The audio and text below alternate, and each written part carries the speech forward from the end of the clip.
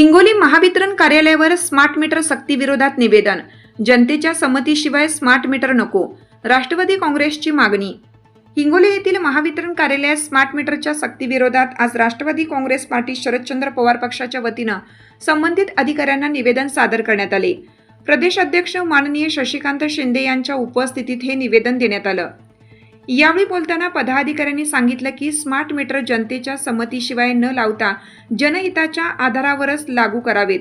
कोणताही निर्णय घेताना पारदर्शकता, जनविश्वास आणि लोकहिताला सर्वोच्च प्राधान्य दिलं पाहिजे. नागरिकांच्या मनातील शंका दूर न करता स्मार्ट मीटरची सक्ती करणं योग्य नाही, अशी ठाम भूमिका यावेळी मांडण्यात आली. सर्वसामान्यांच्या हिताला बाधा पोहोचवणाऱ्या प्रत्येक निर्णयाविरोधात राष्ट्रवादी काँग्रेस पार्टी शरदचंद्र पवार पक्ष राज्यभर ताकदीने आवाज उठवत राहील, असंही यावेळी स्पष्ट करण्यात आले. या प्रसंगी माजी मंत्री जयप्रकाश दांडेगावकर यांच्यासह जिल्ह्यातील सर्व प्रमुख पदाधिकारी, निष्ठावान कार्यकर्ते आणि मोठ्या संख्येने वीज ग्राहक उपस्थित होते.